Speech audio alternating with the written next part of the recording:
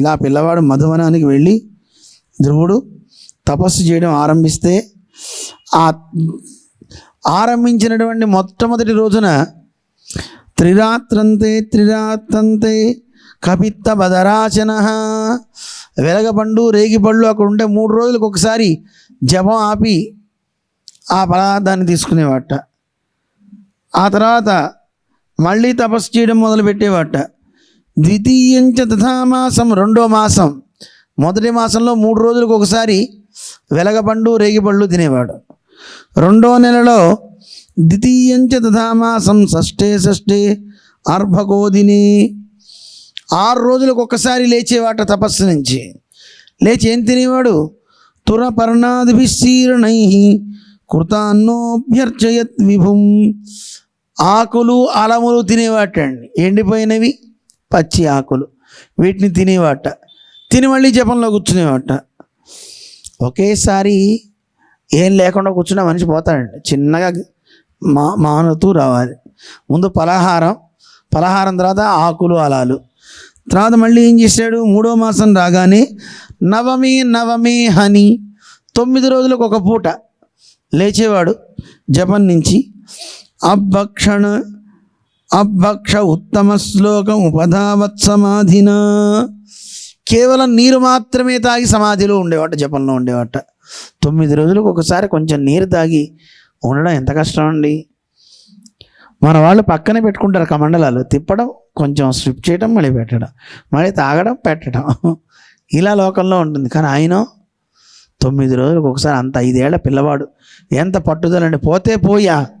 పోని విధవ శరీరం అనుకున్నాడు. పరమాత్మ గురించి తపస్సు చేయడం ఆరంభించాడు. చతుర్థమపి వై మాసం 4వ మాసం వచ్చేసరికి ద్వాదశే అహని 12 రోజులకు ఒకసారి ఆయన జపం మానేవాడు.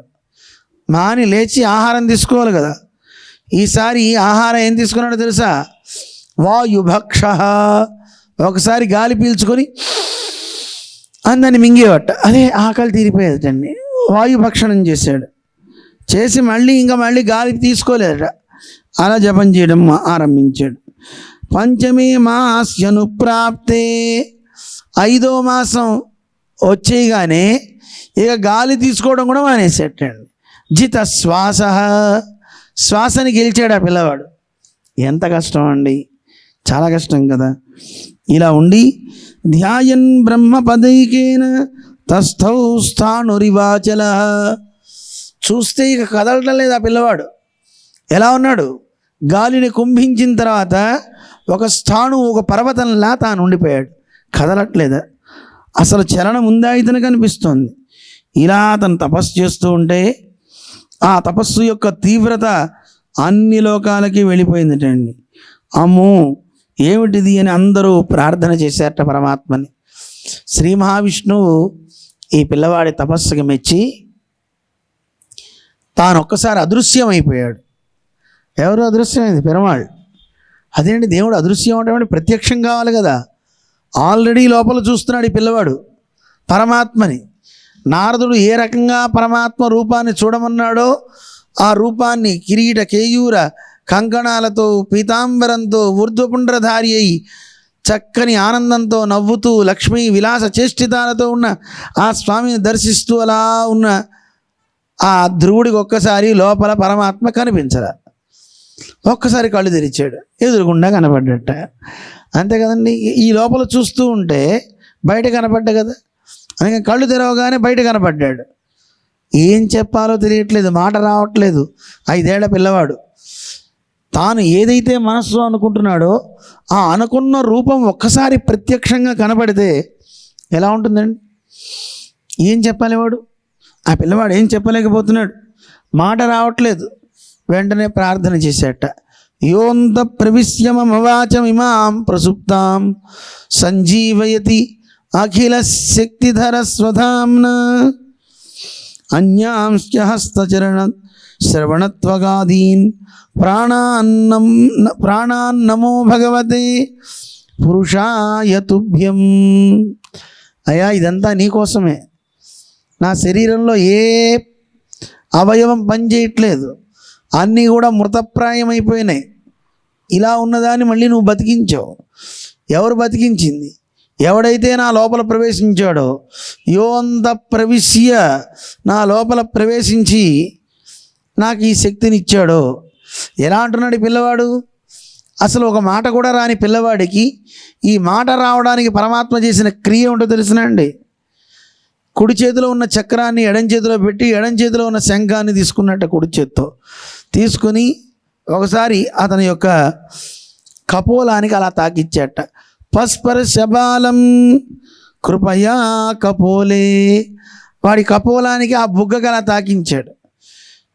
దవడకి తాకిస్తేనే మాటలు వస్తాయండి. మంచి మాటలు మాట్లాడాలి అంటే ఈ వోకల్ కార్డ్స్ బాగుండాలి, దవడలు. మాట ఇచ్చేది అదే. వీటిని హనువులు అంటారు. ఏమంటారు? సరిగ్గా మాట్లాడకపోతే హనువు దెబ్బతింటుంది. ఆంజనేయ స్వామికి అలాగే కదా, హనువు దెబ్బతింది. దానివల్ల మొత్తం ప్రాయుడైపోయాడు, చనిపోయిన వాడు అయిపోయినట్టు అయిపోయాడు. మళ్ళీ అందరూ వచ్చి బతికించాల్సి వచ్చింది. ఇంద్రుడు కూడా ఆయన్ని బతికించి, నా వల్ల హనువు దెబ్బతింది కనుక ఈయనకి హనుమ అని పేరు వస్తుంది అన్నాడు. అందువల్ల ఆయన హనుమ అయ్యాడు. మనం కూడా హనుమంతులం కావాలి. ఇంతింత బుగ్గలేసుకుంటే హనుమంతులం కావు, మంచి మాటలు వస్తే హనుమంతులం అవుతాం. అలాంటి మంచి మాటలు మాట్లాడే శక్తిని ఎవరు ఇవ్వాలి? దైవం ఇవ్వాలి. అందుకే శంఖాన్ని అక్కడ తాకించాడు. శంఖం జ్ఞానప్రదం అంటారు, చక్రం శత్రు వినాశనం అంటారు. అటువంటి శంఖాన్ని ఒక్కసారి అలా తాకించగానే ఈయనకి శక్తి వచ్చేసింది. అప్పటిదాకా ఏం మాట్లాడాలో తెలియలే పిల్లవాడికి. వెంటనే అతనికి ప్రాణాలు ఉత్తేజితమైపోయి, యోంత ప్రవిశ్య, ఎవడు నాలో ప్రవేశించాడో నాకు తెలియటం లేదు, అలా ప్రవేశించి నా అవయవాలన్నింటినీ కూడా సంజీవయతి, బతికించాడో వాడికి నమో, వాడికి నమస్కరిస్తున్నాను.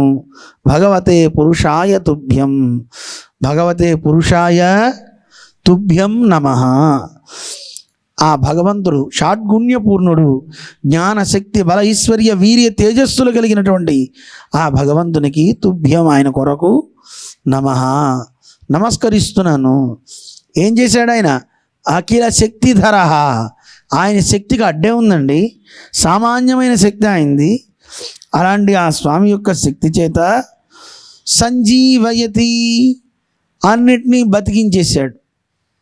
నా వాక్కు, నా ప్రాణం ఇవన్నీ లేవు, అన్నిటినీ వచ్చేలా చేశాడు అని స్తుతి చేశాడు పరమాత్మని ధ్రువుడు. ధ్రువుడు స్తుతికి మెచ్చినటువంటి స్వామి అతనికి వరాలు ఇచ్చాడు. నాయన, 26,000 సంవత్సరాలు నిరాటంకంగా ఈ భూమిని నువ్వు పాలిస్తావు, నీకు ధ్రువ పదవిని ఇస్తున్నాను, తీసుకో. నువ్వు దేనికోసం తపస్సు చేశావు? మీ నాన్న అంకం ఎక్కాలని.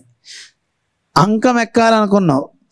నేను ఎక్కిచ్చేది సామాన్యమైనది కాదయా, శాశ్వతమైనది, అందరికంటే ఎత్తైనది ధ్రువమండలం అంటారు. ఆ మండలం నీకు ఇస్తున్నా, నిన్ను అక్కడికి చేరుస్తున్నా. ధ్రువుడు పాపం కళ్ళ వెంట నీరు కార్చేసేటండి. అయ్యయ్యో, విష్ణు పురాణం మనకి చెప్తుంది, కాచం విచిన్వన్ సమవాప్య రత్నం. ఎవరికైనా గాజు పెంకును రత్నం 2 ఉంటే తెలియక గాజు పెంకును కోరుకున్నానే, రత్నం లాంటి నిన్ను వదిలేసుకున్నానా? అసలు నాకు తెలుసుంటే నువ్వే కావాలని కోరుకునేవాడిని కదా. నాకు ఈ ధ్రువ పదవి వద్దు, ఏ పదవి వద్దు, మా నాన్న అంకం అంతకంటే వద్దు, నాకు నువ్వే కావాలి అని అంటే నాయన అది లభిస్తుంది. కానీ ఏ సంకల్పంతో నువ్వు చేసావో ముందు ఆ సంకల్పం నెరవేరాలి. ఎవరైతే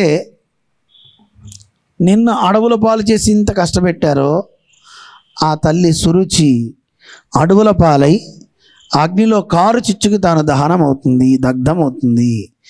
అలాగే నీ సోదరుడు ఉత్తముడు అడవిలోకి వచ్చి ఒక గంధర్వుని చేత మరణాన్ని పొందుతాడు అని ముందే 5 ఏళ్ల వయసులోనే మొత్తం అంతా చెప్పేసేట.